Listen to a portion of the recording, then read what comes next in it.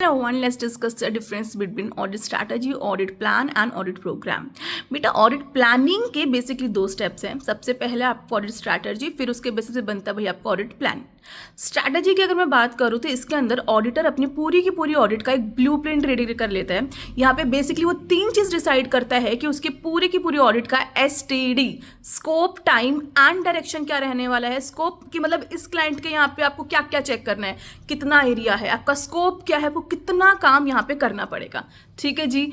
Time कि इस पूरे असाइनमेंट के ऊपर उसे अप्रोक्स कितना टाइम लगेगा, उसे मंथली विजिट्स करनी पड़ेंगी, उसे वीकली विजिट्स करनी पड़ेंगी, राइट. एंड द डायरेक्शन कि किस तरीके से पूरा का पूरा ऑडिट उसे फिनिश करना है. ये तीन चीज़ें वो अपने ऑडिट स्ट्रैटेजी के अंदर डिसाइड करता है. एक एग्जाम्पल मैं क्लास में लेती थी कि बेटा देखो, आप अपने क्लाइंट के यहाँ पे गए, आपने देखा कि भाई मेरा क्लाइंट मैन्युफैक्चरर है, उसके 2 फैक्ट्रीज हैं, 10 स्टोर्स हैं, 10 गोडाउन्स हैं. तो ये सारा आपका स्कोप हो गया. ठीक है, ये सब अपने स्ट्रैटेजी में देख लिया कि यहाँ पे क्या क्या काम है, कितना काम है जो आपको करना है. इसी के बेसिस पे, इसी स्ट्रैटेजी के बेसिस पे ऑडिटर डिसाइड करता है कि यहाँ पे उसे अपने रिसोर्सेज कितने लगाने हैं. रिसोर्सेज कौन कौन से होते हैं ऑडिटर के पास भैया, उसका मैन पावर कितना लगेगा, उसका टाइम कितना जाएगा, एंड नॉलेज कि उसे किसी और एक्सपर्ट की हेल्प लेनी पड़ेगी कि नहीं लेनी पड़ेगी इस क्लाइंट के यहाँ पे काम करने के लिए, कोई एक्स्ट्रा सॉफ्टवेयर की नीड पड़ेगी कि नहीं पड़ेगी. क्लियर. तो सबसे पहले स्ट्रैटेजी बनती है, उसके बेसिस पे आप बनाते हो अपना ऑडिट प्लान. स्ट्रैटेजी के अंदर आपने डिसाइड किया कि आपको कितना काम करना है, आप प्लान के अंदर डिसाइड करोगे कि कैसे वो काम करना है.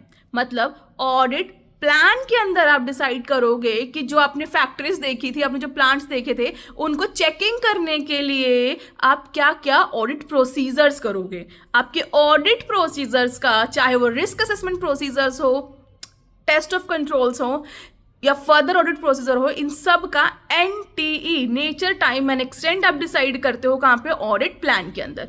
क्लियर जी. स्ट्रैटेजी बना, उसके बेसिस पे क्या बनेगा, प्लान. अगर आपने ध्यान दिया हो, मैंने वीडियो के स्टार्टिंग में बोला था कि प्लानिंग के मेनली 2 स्टेप्स हैं, audit strategy and audit plan. Audit program third step है, ये हर क्लाइंट के यहाँ पे नहीं किया जाता. अगर नीड लगती है तो ऑडिटर ऑडिट प्रोग्राम बनाता है, अदरवाइज नहीं. ऑडिट प्रोग्राम कुछ भी नहीं है, इसके अंदर बस जो ऑडिट प्रोसीजर तुमने डिसाइड किए थे उनका स्टेप बाय स्टेप डिस्क्रिप्शन है कि इस ऑडिट प्रोसीजर में क्या करना है. जैसे एक्सटर्नल कंफर्मेशन है, एक्सटर्नल कंफर्मेशन के 4 स्टेप्स हैं.